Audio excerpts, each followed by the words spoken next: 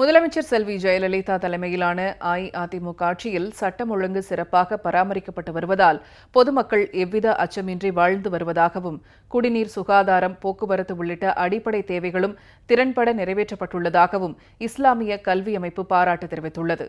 சென்னையில் செய்தியாளர்களிடம் பேசிய தென்னிந்திய இஸ்லாமிய கல்வி கூட்டமைப்பின் செயற்குழு உறுப்பினர் திரு அசிஸ் சௌத்ரி, தமிழகத்தில் முதலமைச்சர் செல்வி ஜெயலலிதா தலைமையிலான அஇஅதிமுக ஆட்சியில் எண்ணற்ற மக்கள் நலத்திட்டங்களை நிறைவேற்றியிருப்பதாக தெரிவித்தார். மேலும் தமிழகத்தில் சட்டம் ஒழுங்கு சிறப்பாக பராமரிக்கப்பட்டு வருவதால் சென்னை உள்ளிட்ட அனைத்து பகுதிகளிலும் பொதுமக்கள் எந்தவித அச்சமின்றி வாழ்ந்து வருவதாகவும் அவர் குறிப்பிட்டார்.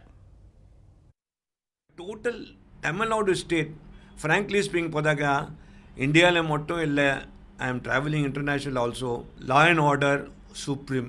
சென்னை பொறுத்த வரைக்கும் the best city in India. And the head of the state, executive head of the state, that is chief minister. We have a solid, like I said, powerful chief minister. பல்வேறு மக்கள் நலத்திட்டங்களால் பயனடைந்துள்ள தமிழக மக்கள் முதலமைச்சர் செல்வி ஜெயலலிதாவை மீண்டும் அரியணையில் அமர்த்த தயாராகிவிட்டதாகவும் திரு அசிஸ் சௌத்ரி குறிப்பிட்டார். தமிழக சட்டமன்ற தேர்தலில் 100% வாக்கு பதிவாக வேண்டும் என்பதை வலியுறுத்தி சென்னை அண்ணா சாலையில் தேர்தல் விழிப்புணர்வு நிகழ்ச்சி இன்று நடைபெற்றது. திருநங்கைகள் மற்றும் சமூக ஆர்வலர்கள் சார்பில் நடைபெற்ற இந்த நிகழ்ச்சியில் தேர்தல் விழிப்புணர்வு வாசகங்கள் அடங்கிய பதாகைகளை ஏந்தி வாகனங்களில் சென்றவர்களிடம் நாளை மறுநாள் தவறாமல் வாக்களிக்க வேண்டும் என வலியுறுத்தப்பட்டது. 100% தமிழ்நாட்டு தேர்தலில் நம்ம ஓட்டு அளிக்க வேண்டும் என்று நாங்கள் நடத்திட்டு கொண்டிருக்கிறோம். ஒரு திருநங்கை ஆகிய நான் வளர்ச்சி பெறுவதற்கு கடந்த 5 ஆண்டு காலமாக நல்ல அரசு நம்மளுக்கு தமிழ்நாட்டில் அமைஞ்சிருக்கு. நாங்கள் திருநங்கைகள் சமுதாயம் உயர்வு பெற்றிருக்கோம்.